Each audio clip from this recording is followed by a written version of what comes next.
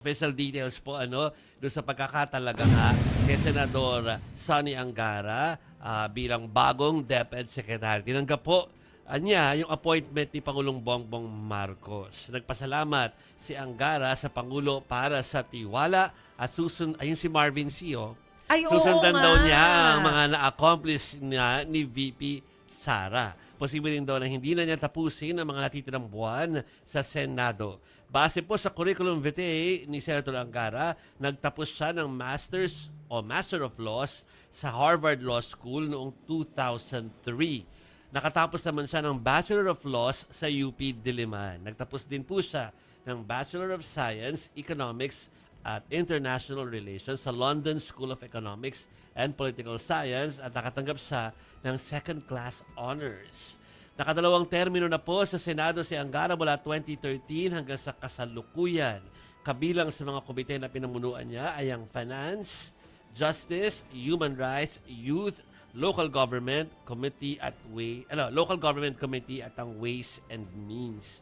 At naging kongresista rin po noong 2004 hanggang 2014 hanggang 2004 hanggang 2013. Ikaw na. Yun. Ikaw na. Diba natatandaan nyo, nag-start yung political career niya. Nung nagsisimula pa lang siya, ginawa siyang spokesperson ng Liberal Party. Oh my Kasama niya si God! Representative Miro Kimbo. Yes. Shucks, hindi ko natandaan niya. Sila yun. Sila. Na parang kapag kailangan mo ng kakausapin from the Liberal Party, silang dalawa yon. Di ba Oh. magsasalita? With ano pala? Edwin Tanyada. Tatlo sila. Tama ba? Erin. Tanyada. So, Sila. Liberal Oo, parang Party. Yun, Silang yun yung tatlo. tanda ko. Oo. Ngayon, nasa under Marcos bagets na pa siya. sila noon. Nung time, mga Oo. 2004. Ay, tama ba? Correct. Mas mga 2010 pala, Oo. mga ganyang panahon. Tingnan mo nga naman ang panahon. Ngayon, under Paiba-iba, Marcos na siya. paiba-iba. Oo. Ngayon, DepEd Sec. Oo. Okay. So, Sek, bakit ba naka-shades ka kahapon? Kahapon yan eh. Tanda ko pa para kahapon. Mukhang galing bakasyon, no? Mukhang may tan siya. Yan. Oo nga. No? Baka nagbaler. Taga-Aurora. Correct. Pwede. Reaction sabi ko nga kanina, Mase at saka Chiki na may kanya-kanyang reaksyon ang mga kasamahan niya sa Senado, lalo na po nauna si Senadora Lauren Legarda. Oh. No?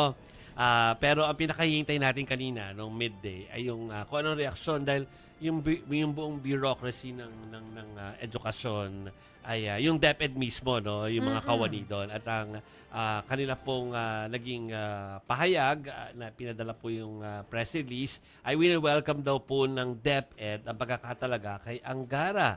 Handa raw sila makipagtulungan sa magiging bagong kalihim para po mapaunlad ang basic education dito po sa bansa.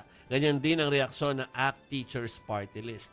Pero hamon po ni Representative Franz Castro kay Angara, bigyang pansinagal ang urgent issues sa edukasyon gaya po ng education crisis at reforma para maisaayos ang working condition ng mga guro. Well-deserved naman daw ang appointment ni Angara ayon po yan kay Senator Cheese Escudero.